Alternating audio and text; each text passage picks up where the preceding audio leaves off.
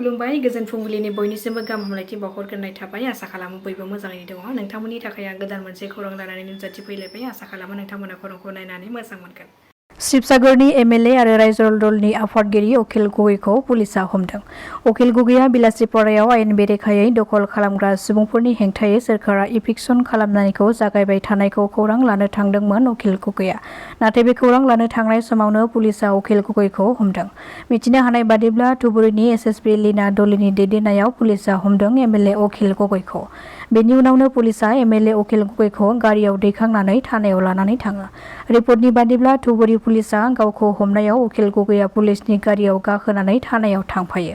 आसामनि गिबि मन्थ्रिनि बिथोन होनाय बादियै धुबुरी जिल्लानि बेलासिपारायाव 3500 बिघा सोरखारि हाखौ दखल खालामनानै थाग्रा सुबुंफोरनि न'खौ मैया फुंनिफ्रायनो इभिक्सन खालामनाय जायो। इभिक्सन खालामजानाय सुबुंफोरा पुलिसफोरखौ अन्थाइ खुबैनायजों लोगोसे पुलिसखौ गाग्लोबनाय समावनो अखिल गगैआ बै जायगायाव खौरां लानो थाखाय थांदोंमोन।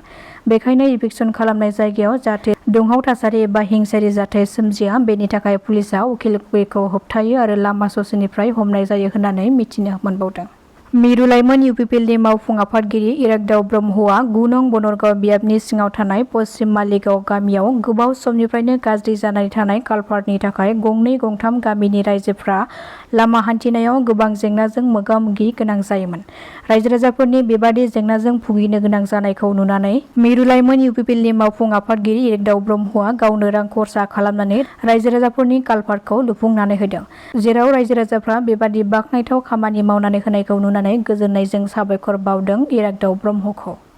धुबुरीयाव गिख्रंथाव जाब्रबथायजों 4 सुबुंनि जिउ खहा। मिथिनो हानाय बादिब्ला धुबुरीनि चापरनि श्रीगाम ओनसोलनि मस्कागुरी गामियाव जादों बे गिख्रंथाव जाब्रबथाया। गंसे इटाजों आबुं बुंफबनाय ट्राक गारिया कन्ट्रल गोमानानै लामा ससेयाव दैजों आबुं खरसे गोथौ हाखराव बेलथायहैदों जायनि जाहोनाव बे जाब्रबथायजों 4 सुबुंनि जिउ खहा जायो।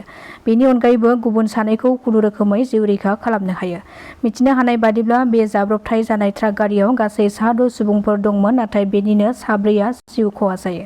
हादोरनि लाख लाख आबादारिफ्रा सोरखारनिफ्राय बोसोरफ्रोमबो 6000 राङै हेफाजाब मोनो।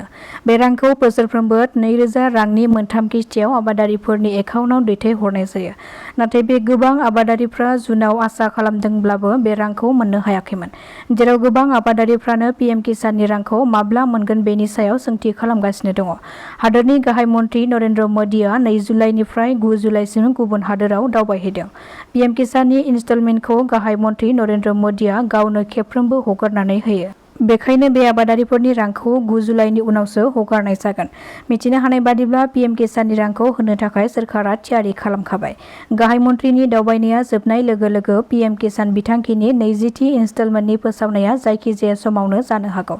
सुलुंनिफ्राय मिथिनो हानाय बादिब्ला गाहाय मन्थ्रि नरेन्द्र मोदीआ 18 जुलाइआव बिहारनि मोतिहारियाव मोनसे गिदिर सुबुं जथुम्मायाव बाहागो लागोन आरो बे जथुमनि गेजेरजोंनो पीएम किसान बिथांखिनि 20थि किस्तिनि 2000 रांखौ डीबीटीनि गेजेरजों लाख लाख आबादारिफोरनि एकाउन्टआव दैथायहरनो हागौ। नाथाय सोरखारा दासिमबो मावख'आरि खालार फोसावाखै आरो बेनि सायाव रोखा खालामनाया दासिमबो थाथ'नानै दङ होननानै मिथिनो मोनबावदों।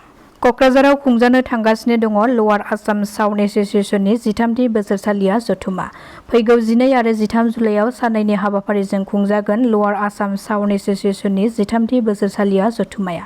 क'क्राझार सोहोरनि सोरखारि गोजौसिन गेजेर आरो थांखिबां फरायसालिनि गेलेग्रा फोथाराव फैगौ 12 आरो 13 जुलाइ खालि साननैनि हाबाफारि लानानै आफां आसामनि साउन्ड एस'सिएशन थामहिनबा टेन्ट हाउस बिगोमाफोरनि 13थि बोसोरसालिया जथुम्मा खुंनो थाखाय थांखि लानाय जादों।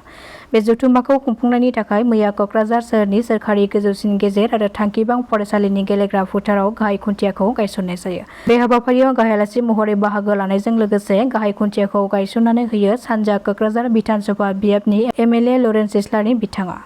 मख'नो गोनांदि बे बोसोरसालिया जथुम्मानि लोब्बायै फरायसाफोरनि सावगारि आखिनाय बादायलायनाय मोसानाय बादायलायनाय हाबाफारि लाफानाय जादों होननानै फोरमायदों बानजाय आफादनि बिबानगिरिफ्रा। बेनिखायनो बे हाबाफारिखौ जाफुंसार होफैनो थाखाय आफां आसामनि गुबुन गुबुन जिल्लानि गासै टेन्ट हाउस बिगोमाफोरखौ बाहागो लाफैनो थाखाय खावलायहरदों खुंफुं आफादा। धेकियाजुलियाव जेथोगोनां आरटीआई मावथि दिलीप नाथनि न'आव पुलिस आरो हाग्रा बिफाननि सिग्रोमनायाव गोबां बिबांनि बेसेन गोसा दंफांफोरखौ बोखांनो हादों। दान्थे बिदान्थे गोनां RTI मावथि दिलीप नाथनि नखराव पुलिस आरो हाग्रा बिफाना जथायै अपारेसन खालामनानै गोबां बिबांनि बेसेन गोसा दंफांफोरखौ हमनो हायो। बे अपारेसननि समाव बेसेन गोसा दंफांफोरखौ जब्द खालामनायजों लोगोसे अपारेसनाव दिलीप नाथनि थाग्रा खुलिनि सिङाव आयेन बेरेखायै फसंनाय मोनसे फार्निचार फसंथानखौबो बोखांनो हानाय जायो। गिबि मन्थ्रि डॉ हिमन्त बिश्व शर्माया खौरां बिजोंनि सिगाङाव फोरमायथिनाय बादिब्ला दिलीप नाथनि गुवार सम्पतिनि सायाव नायबिजिरनाय जागोन होननानै फोसावदोंमोन। गिबि मन्थ्रिनि बिबुंथिनि उनावनो पुलिस आरो हाग्रा बिफाना बे अपारेसनखौ खालामदोंमोन, जेराव बे अपारेसन खालामनायाव जेबो गनायथि गैयाजासे गोबां बिबांनि बेसेन गोसा दंफां दोनथुमनाय जादोंमोन आरो जाय आबुङै हाग्रानि आयेनखौ सिफायदोंमोन। मख'नो गोनांदि बाला माफियाफोरनि मोनसे हानजाया जयै धेकियाजुलिनि सासे जायगानि खौरांगिरिखौ गाग्लोबदोंमोन, जाय 28 जुन खालि पासनय दैमायाव आयेन बेरेखायै अन्थाइ बाला जावनायनि खौरां बुथुमनो थांदोंमोन। पुलिसआ सिगांनिफ्रायनो बे जाथायाव 4 सुबुंफोरखौ खाखाबाय आरो बिसोरखौ जोबथेसालियाव दैथायहरबाय। पुलिसआ रोखा खालामदों दि दिलीप नाथनि मुङा दायनिगिरिजों सोमोन्दो दङ।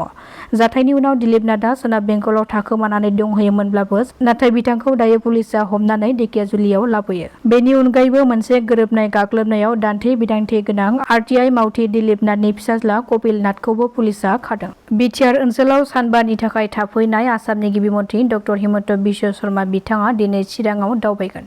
बेखौ बिथा खालामनानै जिल्ला खुंथायआ मोनथिसार लाइ फोसावदों। बिथांनि दिनैनि चिरां दावबायनायनि माखासे गाहाय हाबाफारिफोरानो जादों काजलगांव सदर सहरनि साखाथियाव गोदानै लुफुंजानाय पार्टी अफिसखौ बेखेवनाय 11 रिंगायाव आरो जिल्ला खुंथायनि मावख'आव जिल्ला खुंगिरिफोरजों मेल सावरायलायनायजों लोगोसे BDSA गेलेग्रा फोथाराव दोलोनि मेल सावरायनाय। मैया एबसुनि मोनसे थान्दै हानजाजों लोगोसे बिटिआरनि गाहाय मावफुं सोद्रोमा प्रमद बर' आरो राज्य सभानि MP रोनगोरा नार्जारी जथायै भारतनि नगर मन्थ्रि अमित शाहखौ कृष्ण मेनन मार्गआव थानाय बिथांनि थाग्रा खथायाव लोगो हमहैनानै सावरायलायदों। बे लोगो हमहैनाय हाबाफारियाव सावरायहैनायनि गुबै थांखिफोरानो जादों बिटिआर गोरोबथानि 4.3 दफा बादियै फैगौ 21 जुलाइनिफ्राय जानो गोनां गोलोम बोथोरनि पार्लियामेन्ट सेसनावनो आर्टिकेल 280 नि 175 सोदांनाय बिलखौ बारहोनाय।